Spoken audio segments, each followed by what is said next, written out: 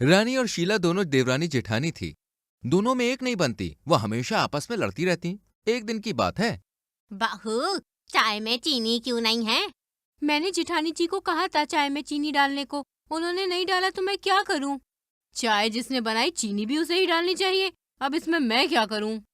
सारी गलती मेरी ही है जो मैंने तुम दोनों से चाय बनाने के लिए कहा। ऐसे ही शाम के समय। जेठानी जी, मैंने कपड़े धुलकर सुखा दिए हैं, आप उसे छत से उतार कर प्रेस करके रख दो। वाह रे वाह, खुद आसान काम कर लो और मुझे मुश्किल काम दे दो। एक तो शर्म आई नहीं जेठानी को काम के लिए बोलते हुए। माँ ने ससुराल आने से पहले सिखा कर भेजा था, जो करे शर्म उसके फूटे करम। वाह मेरी प्यारी छोटी बहू, वही है तेरे संस्कार। अब तो आपको यकीन हो गया ना माँ जी, देवरानी जी कैसे बिहेव करती है मेरे साथ। अच्छा तो इनकी यही चाल थी, इनको तो मैं छोड़ूंगी नहीं। ऐसी एक दिन जब जिठानी अपनी माँ से फोन पर बात कर रही होती है तब। हाँ माँ, आप बिल्कुल सही कह रही हो।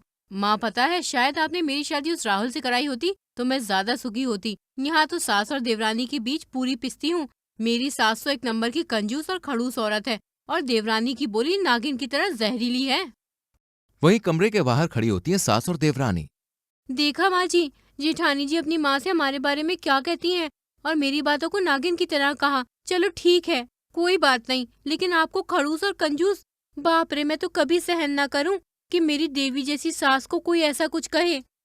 अब फिर क्या था, सास जेठानी की अच्छी खासी क्लास लगाती है और दोनों देवरानी जेठानी अब एक दूसरे की क्लास लगवाने में लग जाती हैं। हमेशा दोनों किसी न किसी बहाने से सास से एक दूसरे को डांट खिलवाती रहती हैं।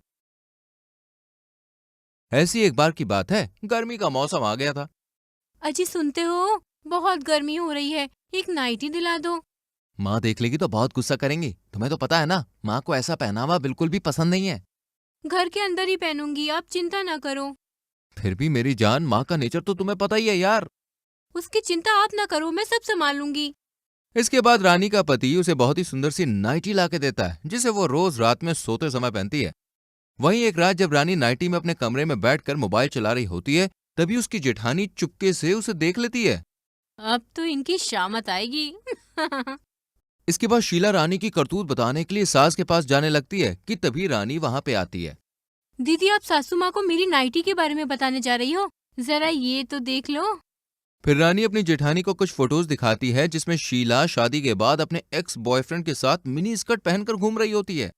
कैसी लगी फोटो? कहो तो लाइव टेलीकास्ट कर दूं? अरे नहीं नहीं देवरानी जी, कैसी बात करती हो? मैं थोड़ी ना आपके खिलाफ माँ जी को कुछ कह सकती हूँ। आप तो मेरी छोटी बहन जैसी हो। वैसे ये फोटो डिलीट कर दो। वो तो नहीं होगी। इसके बाद शीला रानी की हर बात मानती है और कभी भी सास से चुगली नहीं करती है। और दोनों देवरानी जेठानी ऐसे ही कुत्ते बिल्लियों की तरह झगड़ती रहती हैं।